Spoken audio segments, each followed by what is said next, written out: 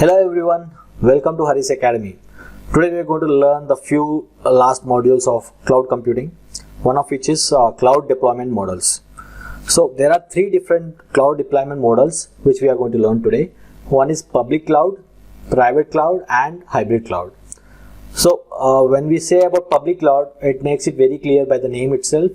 It is public, it is open for all, right? It is open for anyone to create an account, create the services and start using it, like the cloud providers which we have: AWS, GCP and Azure. These are the great examples of public cloud.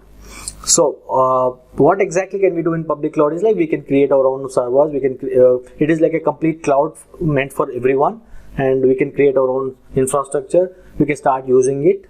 It is like a big building which has multiple companies in it, in every floor, and then everyone is managing the same security services, deploying the same security services based on their own demand, and they started using it. So it is like a shared cloud. Okay, next when we go for private cloud is something which is private to that particular organization. So the infrastructure will be built in their particular organization only, and the only advantage it has is over on-premises. It will have the benefit of cloud virtualization and cloud computing technologies which can be used in this particular cloud, right? The example is AWS GovCloud. So GovCloud is one very good example which also says how strong the security the cloud has. So earlier the myths were like whenever anyone wants to go to cloud, the famous myth was whether it is secure for our company or not, right? That is ruled out by AWS GovCloud, which is specifically meant for US government and armed forces, right? So this GovCloud is built in their particular land. It will be having all the data which is private to that particular organization, and it will be more secured.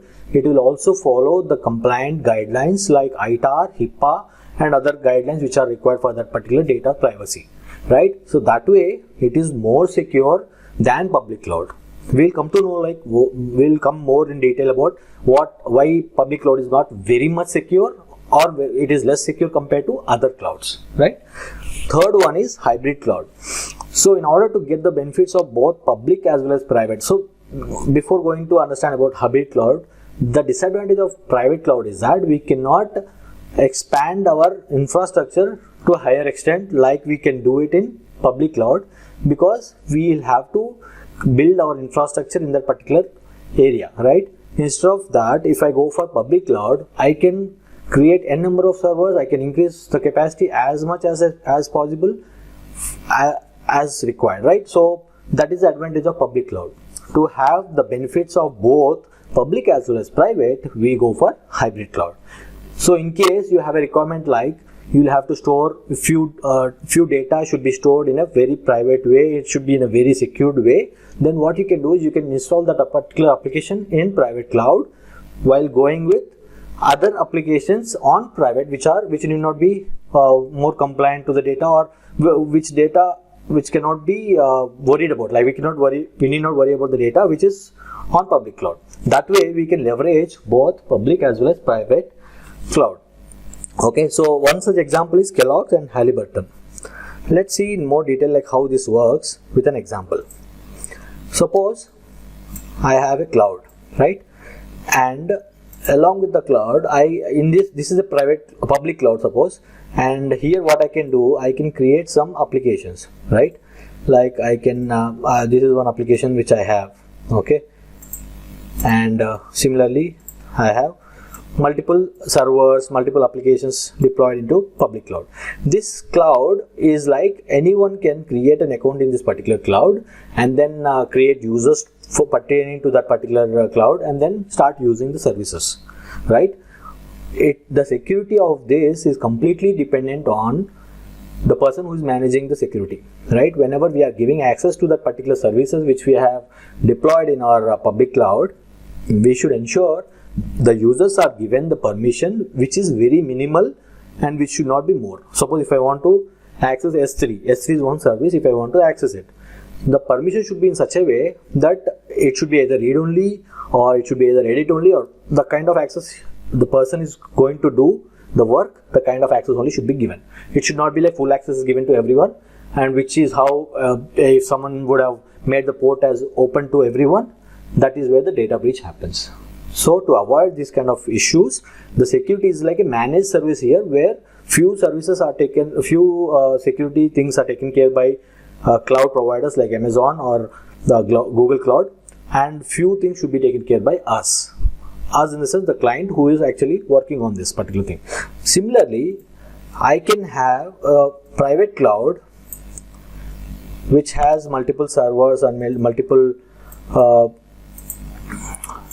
servers and multiple applications deployed here, right?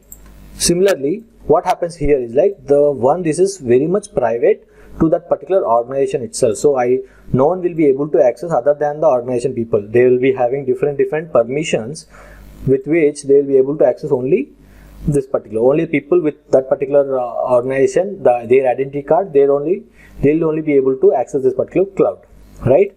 So the disadvantage is like the infrastructure will be in their particular premise, and it cannot be expanded as drastically, as elastically as public cloud, right? So to take the benefit of both, what we can do, we can go ahead with hybrid cloud. So what is the benefit of having hybrid cloud is that we can take the benefits of public cloud as well as the private cloud. So the data which you want to keep it as secured can be kept in private cloud, and remaining services can be accessed in public cloud. So how to access or how to have a connectivity between these two? There is a simple solution. We can have a secure channel connecting these two, public as well as private cloud. That way, hybrid cloud will be helpful. So based on our demand, based on requirement, not one cloud suits for everyone. So based on the requirement, we can go for different deployment models. I hope the concepts are clear. Okay, let's move on now to another topic called as cloud service models. Okay, so what are the service models we have in cloud? There are three service models. One is IaaS, second one is PaaS, third one is SaaS. Anything as a service. So I is nothing but infrastructure as a service. PaaS is nothing but platform as a service. SaaS is nothing but software as a service. We'll understand more in detail of what are these three and what are the pros and cons of all those three. Which one is good, which one is bad, and how what should be used at what requirement and all. We can look into that in detail.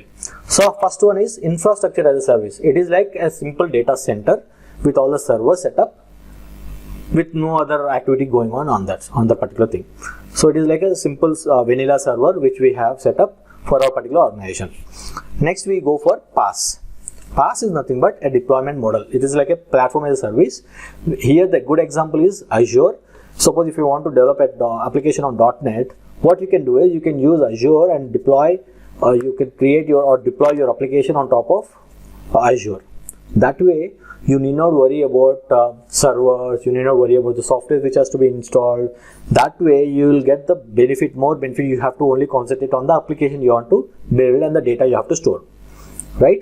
So that is very powerful service. Third service is software as a service. This is the service which we have already been using since long. You might have used Gmail or Exchange, because Gmail is very easy. There is no setup required. Only thing is like you have to create an account in that, start using it from the day one. You can customize it according to your needs. You can create your own themes in that, and then you can start using it accordingly. So here we don't need to worry about the upgrades. We don't need to worry about the software. We don't need to worry about the servers. Everything is taken care by Google, right? So another benefit of Gmail is that if you have any document in your attachments like Excel or Doc or PPT, you can open it easily from Gmail itself without even downloading the application, without even downloading the file as well, correct? So that way it gives you more robustness by doing it, right? So that is the benefit of SaaS. Suppose if I want to download the file and then see it. Suppose if I have an Excel, I got an email and I have downloaded that Excel. If I don't have Microsoft Office installed in my system, I will not be able to view Excel. So if I have to use Excel only, I cannot go and get only Excel. I'll have to buy Microsoft Office completely as a package. I have to spend huge amount on that and then start using it. Even I don't use other applications like Doc, PPT and all, still I have to pay the money for it. But in software as a service, what happens is like whatever services you are using, you're going to pay only for that particular service. That way it is more helpful. It gives you more liberty to spend the money as required, right? So these are the three very important service models in cloud. Now we'll see the comparison of all those three service models with on-premise. When I say on-premise, it is the entire infrastructure present in your own location. It doesn't have anything to do with cloud. It is your own traditional way of having your servers, data centers and all the setup ready, right? In that particular on-premise, what happens is like we'll have to maintain all the things right from networking till the applications. So you'll have to take care of networking, storage, servers, virtualizations, OS, middleware and everything till applications. Nothing comes from cloud, right? So now when we go for IaaS, what we have to maintain till virtualization, you need not worry about anything. Only you have to worry about OS, middleware, runtime, data and applications. Only these things we have to manage. The remaining things are managed by cloud providers. It can be Azure, AWS or Google Cloud. When you go for platform as a service, you need not even worry till runtime. You'll have to only worry about the application which has to be built and the data it has to use, right? So that is the benefit of PaaS. At the end, when we go to SaaS, you need not worry about anything from networking till the application. You will have to just go ahead, start using the software, customize it accordingly and then start using it. So that is the power of SaaS. I hope you guys have understood all the service models and deployment models very clearly.